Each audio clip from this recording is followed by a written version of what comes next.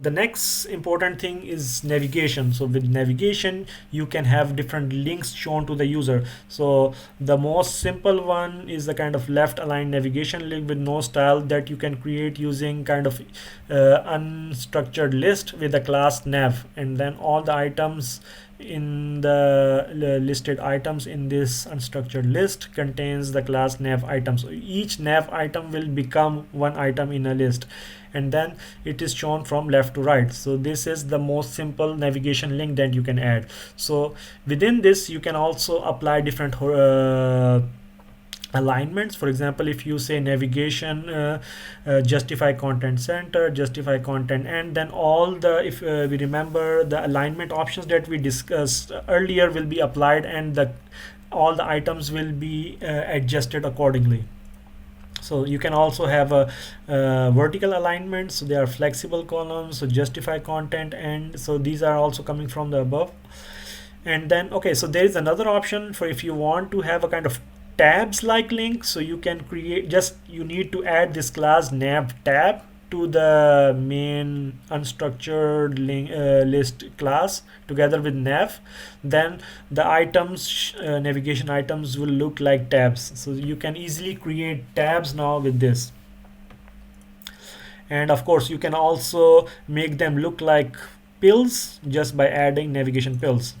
So here is one example. For example, we created a list of peoples by creating a simple navigation link with flexible column alignment option. And yeah, now another navigation bar which is used and which is important for I think which is used, I think, in every project, is a kind of top navigation bar. So it is also a kind of navigation bar, but it has a kind of different options available to it. So we have a kind of navigation bar which starts with the nav tab. Previously we were using the default HTML UL tag, but now we are using nav tab because this allow Bootstrap to identify that okay, this is the navigation bar, and then it automatically adjusts it. So it has a main container which contains classes navbar, and then there is another class which tells navbar expand md.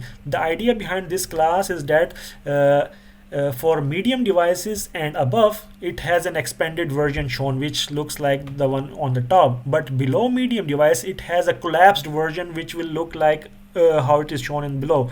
And then there will be a button available, and all the links will be kind of hidden to the user unless you click on this button.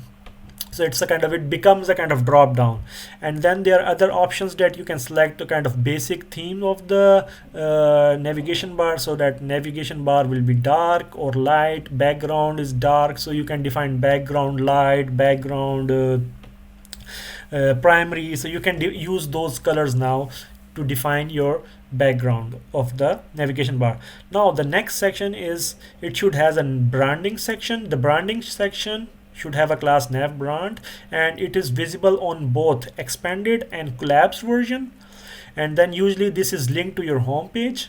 And then there is a toggle button which is not visible in the expanded version but is only visible in the collapsed version, and it should link to a kind of container collapse section which is a div which should be linked. So for example, how it is linked, the collapsible section should have an ID. For example, here it has navbar supported content, and then in the button there is a attribute data target which should link to this ID. So now then the button will know that once this is pressed, this section should be displayed. So this way you can create your navigation bar.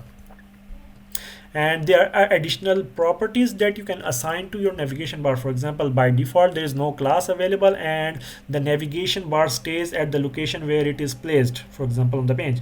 But if you have a fixed, you can assign a class fixed top. Then what it will do is it will be attached to the top of the button or top of the page. You can assign fixed bottom, you can have a sticky top. Maybe we can use this and see how we can create our navigation bar, which is available here, and then we will see different properties. So we'll add this navigation bar above our activities. We add it here, F and then save it, and then we see how our navigation bar look like. So let's go to normal view and then we refresh it. Now we have a navigation bar available here. Now I think right now I'm using the yeah, so now let's start step by step, so we don't add any so I think, is it clear? No, let's change the navigation bar to dark and background dark, so now it should be visible. So now this is our navigation bar. So since we did not define any class, now it is by default placed at the location where it is created. So if we, for example, move it navigation bar a bit below, so then let's say here before the footer, then it comes below, so after footer, so it is placed wherever it is added in the DOM. Or but there are other options available. For example, there is fixed top option. If we try to add fixed top option, what it will do is it will fix this fixed dash top. It will fix the navigation to the top, but what it will do is you will see that there is the content is being clipped off. So since it is fixed, so it is kind of not in the flow. So then you have, when your navigation bar is fixed, you need to add a kind of some margin at the top so that your content is not clipped. Similarly, you can have fixed bottom. I think normally you will not need it. Maybe if you want to have a sticky footer, you can have a kind of navigation bar and you can put it at the bottom. And then there is, which I like most, is a sticky top. Sticky top, what it will do is it will also adjust it according to the, it will also add this space at the top. The idea behind sticky top is that it will be added to the point, at the point where it is created, but if you scroll down, then it will stick to the top. For example, let's go to a different margin and we try to add this navigation bar after our activities, maybe here. Now our activities are at the top now, but and then we have navigation bar and then we have this. But if we try to reduce it and if we try to scroll down, I don't know, maybe we reduce this now. So if we try to scroll down, now you will see that now it sticks, it does not go up, and the content will start. So it's kind of sticky, so it sticks at the top. When you start moving down from the location where it is added, but if you go above this, then it will stay at its position. So this way, if you add a sticky top and you add it at its location at the top, then you will have a kind of always visible navigation bar available. And then yeah, if you move up, it will always remain visible to everyone, to the interface. So moving on, so these are different options that you can use to organize your navigation bar. This is how we created our navigation bar. Okay, so moving on, so for example, in navigation you can also add different things. So you can create tabs.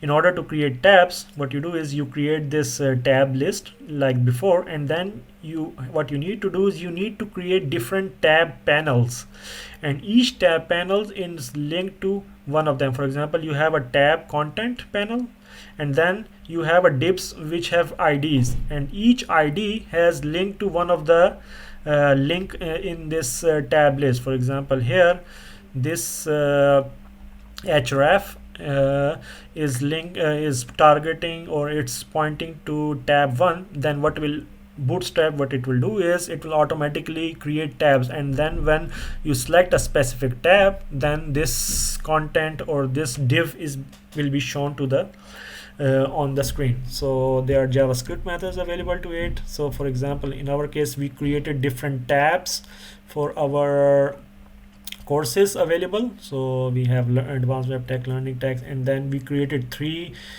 four links, and then four tab pane, and then they are linked to each of the hyperlink.